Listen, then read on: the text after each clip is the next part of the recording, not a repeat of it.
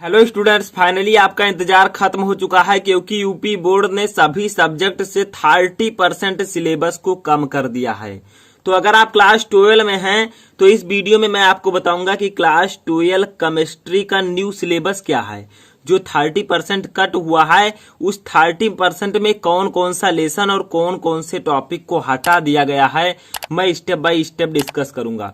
Video को last तक देखते रहिएगा क्योंकि अगर आप गलत टॉपिक पढ़ेंगे, जो टॉपिक बोर्ड एग्जाम में नहीं आएगा, तो आपका ज्यादा समय वेस्ट होगा। तो 10 मिनट का समय यहाँ पर देकर आप सभी को समझ सकते हैं कि कौन कौन सा टॉपिक आपको नहीं पढ़ना है। तो इस वीडियो में हम डिस्कस करेंगे कि 3 चैप्टर जो हैं, ये 3 चैप्टर, इन 3 चैप्टर को क्लास 12 केमिस्ट्री से फाइनली रिमूव कर दिया गया है। यानी कि इन 3 चैप्टर को आपको नहीं पढ़ना है। बाकी जो चैप्टर बचते हैं उनमें से किन किन टॉपिक को हमें नहीं पढ़ना है। ठीक है, बहुत सारे टॉपिक और सभी चैप्टर्स में भी रिमूव किए गए हैं, उन्हें हटा दिया गया है। तो इस वीडियो में हम डिस्कस करेंगे, तो वीडियो को लास्ट तक देखिए और वीडियो को लाइक जरूर कीजिएगा और अपने दोस्तों के साथ भी शेयर कर दीजिएगा। तो चलिए स्टार्ट करते हैं। तो देखिए, केमिस्ट्री में 3 चैप्टर बिल्कुल से हटा दिया गया है। कितने चैप्टर? 3 चैप्टर, याद रखिएगा। नंबर 1 है तत्वों के निष्कर्षण के सिद्धांत एवं प्रक्रम, ये चैप्टर था। ठीक है, जिसमें आपको चुंबकीय पृथक्करण विधि, ऐसे बहुत सारी विधियां पढ़नी होती थी। दूसरा आपका है बहुलक, जो पॉलीमर चैप्टर था, ये भी रिमूव कर दिया गया है। तीसरा आपका है दैनिक जीवन में रसायन, ये भी रिमूव कर दिया गया है। जिनमें से एक जो आपका चैप्टर है वो इनऑर्गेनिक केमिस्ट्री का है, फर्स्ट केमिस्ट्री। 2 चैप्टर जो है ये ऑर्गेनिक केमिस्ट्री के हैं। ठीक है, तो इन तीनों को आपके सिलेबस से हटा दिया गया है। अब आपको ये नहीं पढ़ना है। आगे देखिए, अब सबसे पहले बात करते हैं कि क्या क्या हर चैप्टर में से हटाया गया है। तो पहला चैप्टर आपका आता है इनऑर्गेनिक केमिस्ट्री का ठोस अवस्था। ठोस अवस्था से किन टॉपिक को हटा दिया गया है जिनको आपको नहीं पढ़ना है, ऐसे मैं सभी चैप्टर का बताऊंगा। ठीक है, इन 3 चैप्टर को तो बिल्कुल से हटा दिया गया है। देखिए, इनमें से कुछ टॉपिक्स हटाए गए हैं। देखिए क्या है, ठोस अवस्था सॉलिड स्टेट में से विद्युतीय एवं चुंबकीय गुण आपको अब नहीं पढ़ना होगा। धातुओं का बैंड सिद्धांत, चालक, अर्धचालक तथा कुचालक एवं एन व पी प्रकार के अर्धचालक, इन सभी को आपको इस चैप्टर में नहीं पढ़ना है, जो कि पहले पढ़ना होता था। ठीक है, तो इनको आपको बिल्कुल से नहीं पढ़ना है। ऐसे आपका सेकंड चैप्टर आता है विलयन। विलयन में देखिए, सिर्फ इन दोनों टॉपिक को हटाया गया है। एक है असामान्य आणविक द्रव्यमान और दूसरा है वांट हाफ गुणांक। इन दोनों को आपको नहीं पढ़ना, इन्हें रिमूव कर दिया गया है। तीसरा देखिए, आपका चैप्टर है वैद्युत रसायन, इलेक्ट्रोकेमिस्ट्री। इनमें से आपको किन टॉपिक को नहीं पढ़ना है? एक है वैद्युत अपघटन के नियम, जो वैद्युत अपघटन के नियम थे उनको आपको नहीं पढ़ना है। शुष्क सेल, वैद्युत अपघटनी सेल, गैल्वेनी सेल, सीसा संचायक सेल, ईंधन सेल, संक्षारण, इन सबको आपको नहीं पढ़ना है। इनके बाद जो टॉपिक बचते हैं उनको आपको पढ़ना है। ठीक है, इतनी टॉपिक को आपको बिल्कुल भी इस चैप्टर से नहीं पढ़ना है, रिमूव कर दिया गया है। चौथा चैप्टर हमारा आता है रासायनिक बलगतिकी। इनमें से आपको संघट्ट सिद्धांत की अवधारणा, सक्रियण ऊर्जा, आर्हेनियस समीकरण, इन तीनों टॉपिक को नहीं पढ़ना है। ठीक है, 5वां हमारा चैप्टर है पृष्ठ रसायन, सरफेस केमिस्ट्री। इनमें से आपको समांगी एवं विषमांगी उत्प्रेरक को नहीं पढ़ना है। सक्रियता और चयनात्मकता को, एंजाइम को नहीं पढ़ना है। एंजाइम उत्प्रेरण को आपको इसमें नहीं पढ़ना है। पायस जो होते थे, पायसों के प्रकार, यानी कि पायस का जो टॉपिक है इसको आपको नहीं पढ़ना है। तो पृष्ठ रसायन में भी इन सभी चीजों को रिमूव कर दिया गया है। तो इसका पीडीएफ भी आपको डिस्क्रिप्शन में प्रोवाइड करा दिया जाएगा, जाकर डाउनलोड कर लीजिएगा।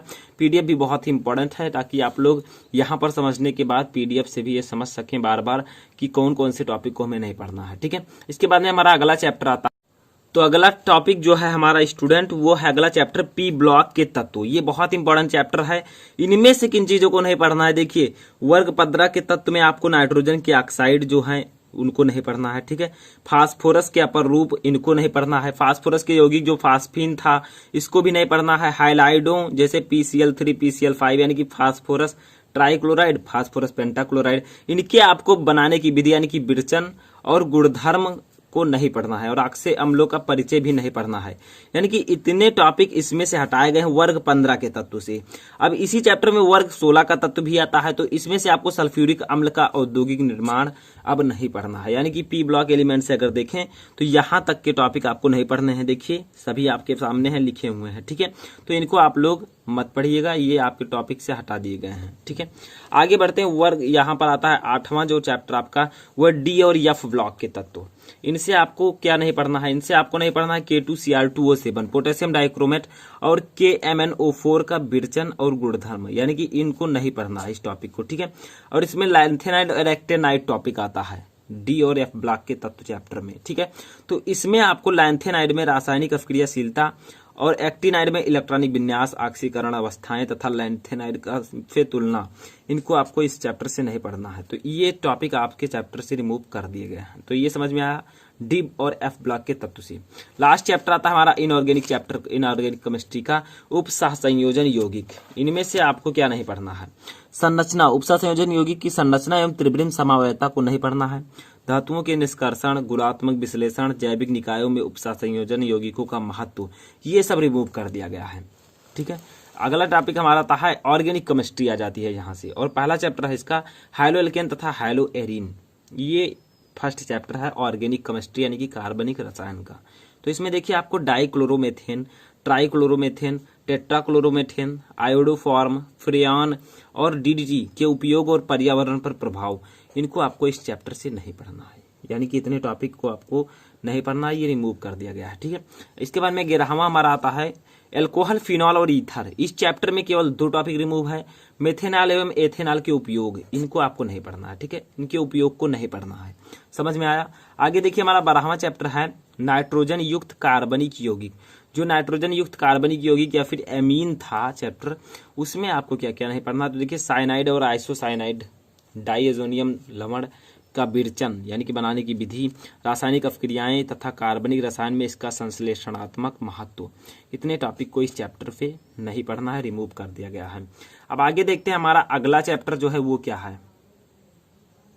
तो देखिए 13वां आपका है जो चैप्टर, लास्ट चैप्टर है, क्योंकि 2 चैप्टर जो लास्ट में सबसे आते थे, बहुलक और दैनिक जीवन में रसायन, उनको रिमूव कर दिया गया है। ये मैंने आपको वीडियो के स्टार्ट में बताया था। ठीक है, 13वां चैप्टर है जैव अणु। जैव अणु में आपको ओलिगोसैकेराइड में सुक्रोज, लैक्टोज, माल्टोज को नहीं पढ़ना है, पॉलीसैकेराइड को नहीं पढ़ना है जिसमें स्टार्च, सेलुलोज और ग्लाइकोजन आते थे। उसके बाद में एंजाइम हार्मोन का संरचना छोड़कर और एंजाइम हार्मोन को नहीं पढ़ना है, केवल संरचना को पढ़ना है। ठीक है, और विटामिन में आपको वर्गीकरण और प्रकार्य को नहीं पढ़ना है, विटामिन का वर्गीकरण और प्रकार्य, इनको नहीं पढ़ना है। तो ये थे topic and lesson, lesson plus topic. ठीक है, जिनको आपको नहीं पढ़ना है, रिमूव कर दिया गया है। और इसका PDF भी मैं डिस्क्रिप्शन में प्रोवाइड करा दूंगा, वहां से जाकर आप लोग डाउनलोड कर सकते हैं। PDF पर लिंक पर क्लिक करने के बाद आपको थोड़ा नीचे जाना होगा, वहां पर आपको PDF मिल जाएगा। ठीक है, तो जाकर डाउनलोड कर लीजिएगा। इसी प्रकार से मैं अन्य सब्जेक्ट का भी लाता रहूंगा, तो इससे पहले आप वीडियो को लाइक जरूर कीजिएगा।